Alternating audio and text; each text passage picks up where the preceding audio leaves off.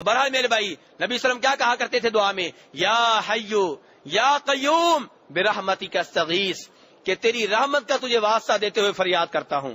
اللہ کو واسطہ کس چیز کا دیا جا رہا ہے؟ رحمت کا۔ تو میرے بھائی آپ بھی کہہ سکتے ہیں یا اللہ تو رزاق ہے، مجھے رزق دے۔ یا اللہ تیرے شافی ہونے کا تجھے واسطہ، مجھے شفا دے۔ یا اللہ تو تواب ہے، تیرا نام ہے تواب، بہت توبہ قبول کرنے والا، یا اللہ میری توبہ قبول کر لے۔ اللہم انک عفو، اے اللہ تو بہت معاف کرنے والا ہے، تیرا نام ہے عفو، تحب العفو، تو معاف کرنے کو بہت پسند کرتا ہے، فاعف عنی، اس لیے مجھے معاف کر دے۔ یہ اللہ کو واسطے دیے جا رہے ہیں، اللہ کے ناموں کے، اللہ کی صفات کے۔ یہ دعا میں پہلا وسیلہ واسطہ جو آپ استعمال کر سکتے ہیں وہ کیا ہے؟ اللہ کے نام اور اللہ کی صفات۔ جی آئندہ یہ وسیلہ واسطہ استعمال کریں گے کہ نہیں؟ کریں گے۔ دوسرے نمبر پہ وسیلہ واسطہ جو آپ نے استعمال کرنا ہے وہ آپ کا اپنا ذاتی نیک عمل ہے۔ میں پورا واقعہ بیان نہیں کروں گا، اشارہ کروں گا۔ بخاری شریف کی حدیث ہے، 3 آدمی غار میں پھنس گئے تھے، پھر کیسے نکلے تھے؟ اللہ کو اپنے اپنے نیک اعمال کے واسطے دیے تھے کہ نہیں دیے تھے؟ اور پھر غار کا وہ دروازہ کھلا تھا کہ نہیں کھلا تھا؟ تو اب میرے بھائی اس سے پتا چلا کہ آپ اللہ کو نیک عمل کا واسطہ دے سکتے ہیں۔ میرے بھائی یہاں ایک بات غور کرنا آپ نے، ہم نے اس واقعے کو قبول کیوں کیا ہے؟ کیا اس لیے کہ ان 3 آدمیوں کو فائدہ ہو گیا تھا؟ نہیں، ہم نے اس وقت قبول کیا جب اس کے اوپر مہر لگا دی میرے اور آپ کے نبی محمد صلی اللہ علیہ وسلم نے۔ اللہ کے رسول مہر نہ لگاتے اس واقعے کے اوپر تو چاہے یہ آدمی چیختے رہتے کہ ہمیں فائدہ ہوا ہے، چٹان ہٹ گئی تھی، یہ ہو گیا تھا، وہ ہو گیا تھا، ہم نے بالکل نہیں ماننا تھا۔ ہم تو بڑے کھڑے ہیں، صاف سی بات ہے۔ ہم تب مانتے ہیں جب اللہ کے رسول کی مہر لگ جائے۔ جب اللہ کے رسول کی مہر لگ گئی، آپ کی اسٹیمپ لگ گئی، اب ہم کہتے ہیں کہ دعا میں اپنے نیک عمل کا واسطہ اللہ کو دے سکتے ہیں۔ آپ کہہ سکتے ہیں یا اللہ فلاں موقع پہ میرے پاس بہت تھوڑے پیسے تھے لیکن میں پھر بھی حج کرنے کے لیے آ گیا، یا اللہ تجھے راضی کرنے کے لیے، یا اللہ میرے اس نیک عمل کا واسطہ ہے، میرے بیٹے کو شفا دے دے۔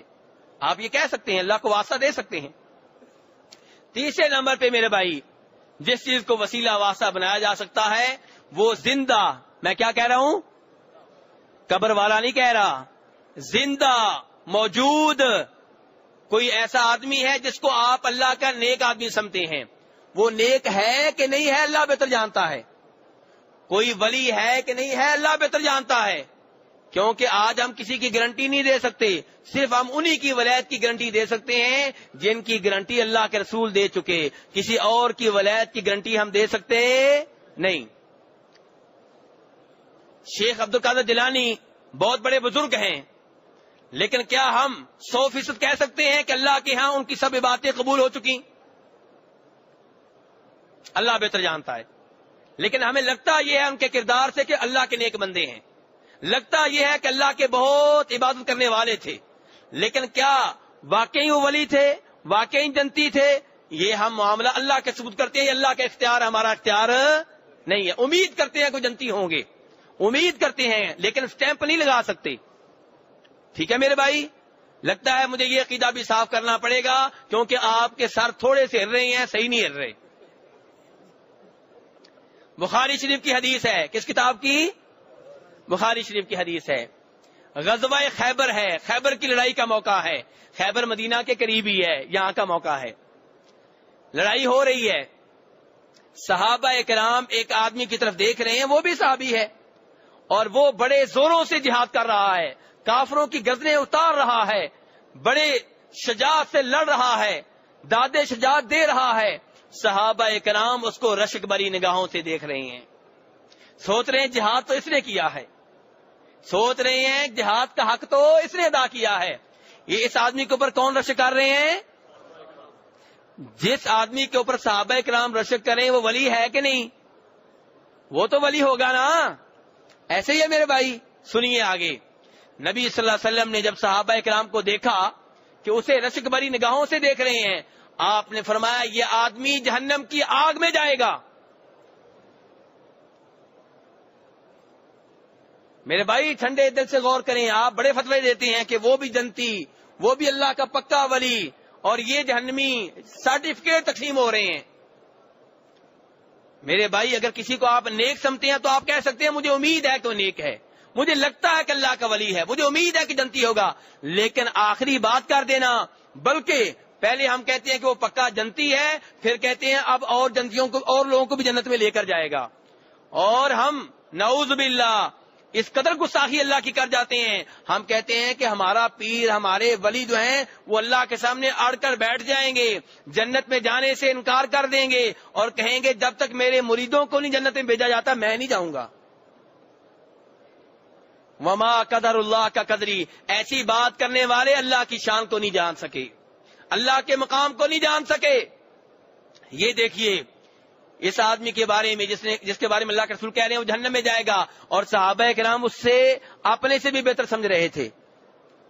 ایک صحابی نے کہا میں جائزہ لیتا ہوں چکر کیا ہے, وہ اس کے پیچھے پیچھے آگے جا کے اس آدمی نے جب اسے زخم آیا خودکشی کر لی. اس نے کیا کیا, اب یہ صحابی واپس آیا اور اللہ کے رسول سے کہنے لگا اللہ کے رسول میں گواہی دیتا ہوں کہ آپ واقعی اللہ کے رسول ہیں. آپ نے کہا بھئی کیا ہوا, آج اس انداز میں گواہی کیوں دی جا رہی ہے؟ فرمایا اللہ کے رسول جس آدمی کے بارے میں آپ نے کہا تھا جہنم میں جائے گا, ہم سب حیران ہوئے تھے, میں نے اس کا پیچھا کیا, اس نے خودکشی کی اور آپ کے فرمان کے مطابق جہنم میں چلا گیا. ہاں جی میرے بھائی, جس آدمی کو صحابہ کرام ولی سمجھ رہے تھے ولی نہ نکلا, جہنمی نکلا, اور جس کو آپ ولی سمجھتے ہیں ان کا کیا بنے گا؟ میرے بھائی نہ کسی کے جنتی ہونے کا کسی کو سرٹیفکیٹ دیں, نہ کسی کے اوپر یہ فتویٰ لگائیں کہ وہ جہنمی ہے. اللہ کے سپرد یہ معاملات کر دیں, اللہ کے سپرد یہ معاملات کر دیں. تو بہرحال بات کہاں سے کہاں نکل گئی, ہماری بات کیا ہو رہی تھی؟ تیسرا وسیلہ واسطہ یہ ہے کہ جس کو آپ ولی سمجھتے ہیں, اللہ کا نیک بندہ سمجھتے ہیں, آپ اس سے کہہ سکتے ہیں کہ میری گزارش ہے میرے لیے دعا کریں. یہ اس کی دعا کا وسیلہ واسطہ ہوا, ذات کا نہیں. اور امام ابو حنیفہ رحمہ اللہ فرماتے ہیں کہ جو دعا کرنے والا یہ کہے کہ اے اللہ بیت اللہ کے حق سے دعا قبول کر. کس کے حق سے؟ بیت اللہ مخلوق ہے کہ نہیں؟ چاہے جتنا بھی بیت اللہ عظیم ہے تو مخلوق نا. تو فرمایا جو یہ کہے کہ بیت اللہ کے حق سے میری دعا قبول کر, یا یہ کہے اپنے انبیاء کرام علیہم الصلوۃ والسلام کے حق سے دعا قبول کر, یا یہ کہے کہ عرش کے حق سے دعا قبول کر, فرشتوں کے حق سے دعا قبول کر, فرمایا اس کا یہ کہنا مکروہ ہے, ایسی دعا مکروہ ہے. یہ کون کہہ رہے ہیں؟ امام ابو حنیفہ رحمہ اللہ. اس لیے میرے بھائی اپنی دعا میں یہ کہنا کہ اس کے وسیلے سے, اس کے واسطے سے, اس کی ذات سے, یہ درست نہیں ہے. تو اتحیات میں آپ کیا کریں گے؟ تشہد میں پہلے اتحیات پڑھیں گے, پھر آپ کے اوپر درود پڑھیں گے. درود کا معنی بھی بیان کرنا چاہیے تھا, لیکن میرے بھائی معذرت کے ساتھ وقت بہت تھوڑا رہ گیا ہے.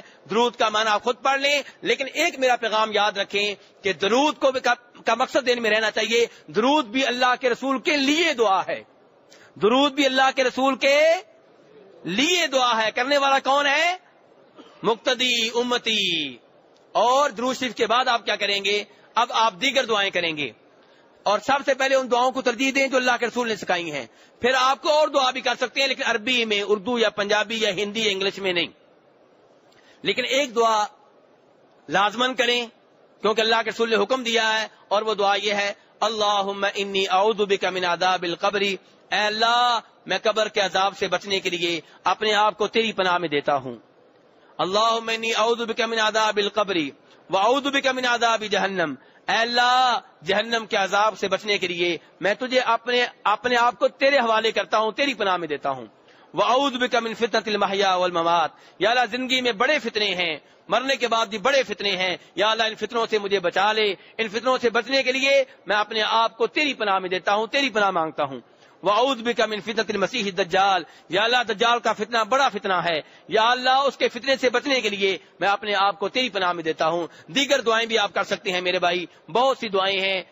موضوع بڑا اچھا ہے اور دل چاہتا تھا کہ اس کو اچھی طرح مکمل کیا جائے, لیکن وقت کم ہے. لیکن آخری تشہد کے بیٹھنے کے بارے میں ایک بات ذہن میں رکھیں.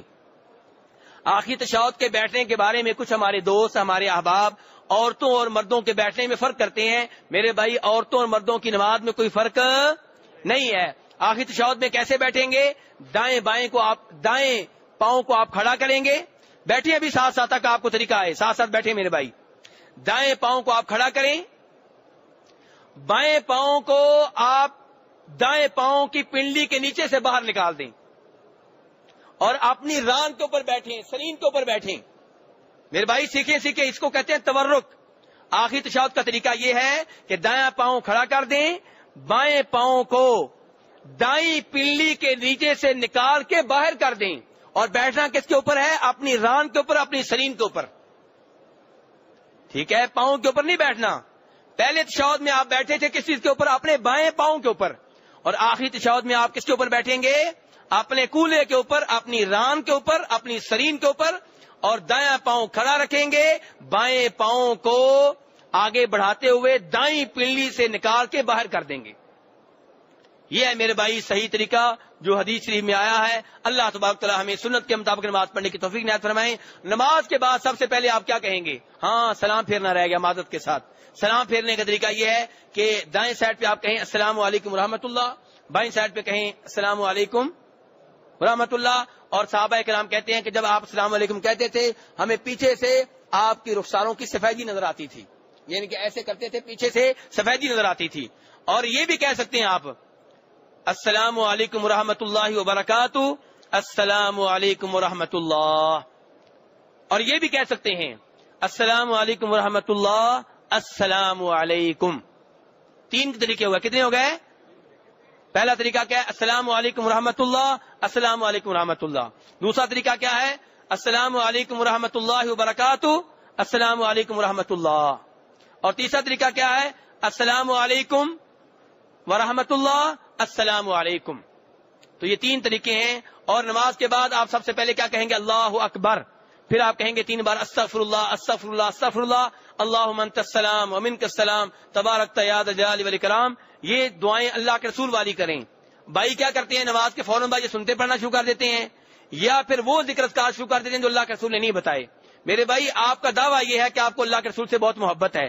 اللہ کے رسول سے بہت محبت ہے تو آپ کو ان اذکار سے بھی محبت ہونی چاہیے جو اللہ کے رسول کرتے تھے. نماز کے فوراً بعد پہلے آپ اللہ اکبر کہیں, 3 دفعہ استغفر اللہ کہیں, پھر اللہم انت السلام منک السلام, پھر لا الہ الا اللہ, پھر آیت الکرسی, پھر تینوں کل, پھر 33 مرتبہ اللہ اکبر سبحان اللہ الحمدللہ, 1 دفعہ لا الہ الا اللہ وحدہ لا شریک لہ لہ الملک ولہ الحمد. پہلے وہ دعائیں کریں جو اللہ کے رسول نے بتائی ہیں. یہ دعائیں آپ کو مل سکتی ہیں ایک ایسی کتاب میں جو پاکٹ سائز کی ہے, 2-3 ریال کی آتی ہے, اردو والی آپ لے لیں, اس کا نام ہے حصن المسلم.